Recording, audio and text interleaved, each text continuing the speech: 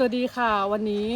เราจะเดินทางไปที่เกาะรังนะคะโดยการเช่าเรือนะคะเป็นการจอยทริปกับคนอื่นนะคะในราคา 1,200 บาทต่อท่านนะคะเดี๋ยววันนี้ตามมาเลยนะคะก็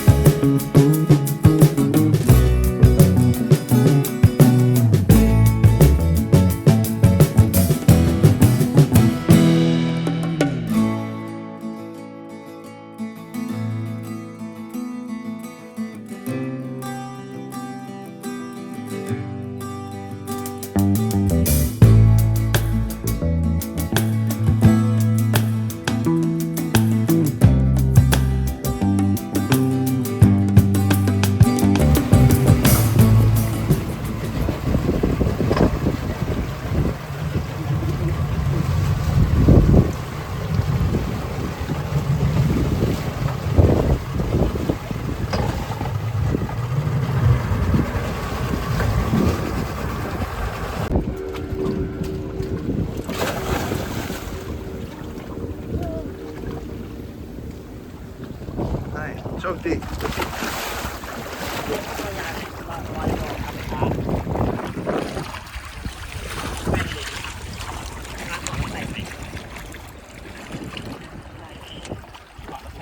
เอาไว้ให้มันอยู่ในกระปุกเราเอาลูกค้าขึ้นไปใส่บนเรือ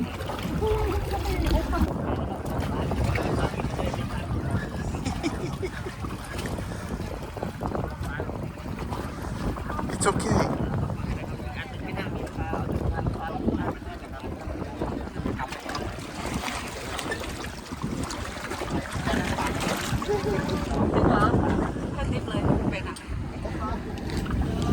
Come เร็วไปกับน้องก็ได้ครับก็ที่เวลา Come ที่ Jacques Cousteau ตอนนี้มีอะไรมาเกาะยักษ์เล็ก Okay เปิด45 ดี Hi jump and catch the fish โอเคไหมครับลอยไหมลูกค้า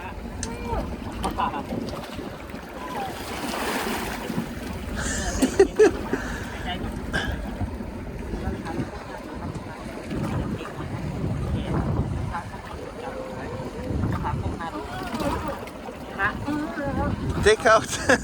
เพลงมันรักมากเลยใช่มันรักลูกค้ามันรักเรือมันเจ็บได้ขึ้นฝั่งแล้วครับลูกค้า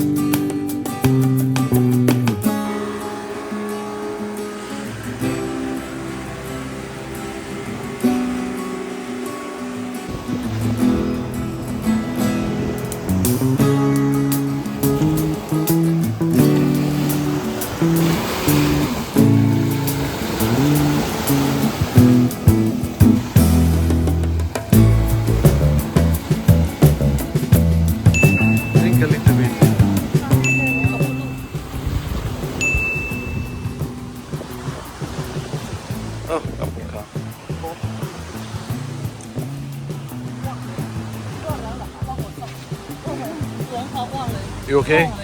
พอดีครับลูกค้าอ้วกค่ะพอดีดีดีดีขอบคุณลูกค้าทุกคน Ging. ไข่ดาวเขาบอกว่าพี่กินลูกค้ากินอะไรนะข้าวผัดให้เขาข้าวผัดต่างชาติข้าวผัดให้ Kapung Kap. เพราะว่าต่างชาติเขาไม่ค่อยกินถึง อันนี้กินได้1 เม็ด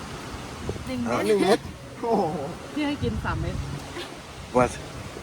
เขาบอกว่าพี่กินเผ็ดมากเลย3 เม็ดอ่ะ Okay, no problem. เขาจะบอกว่าพี่กินเผ็ดเลยต้องดีได้ลูกนั่งดีได้ Hi.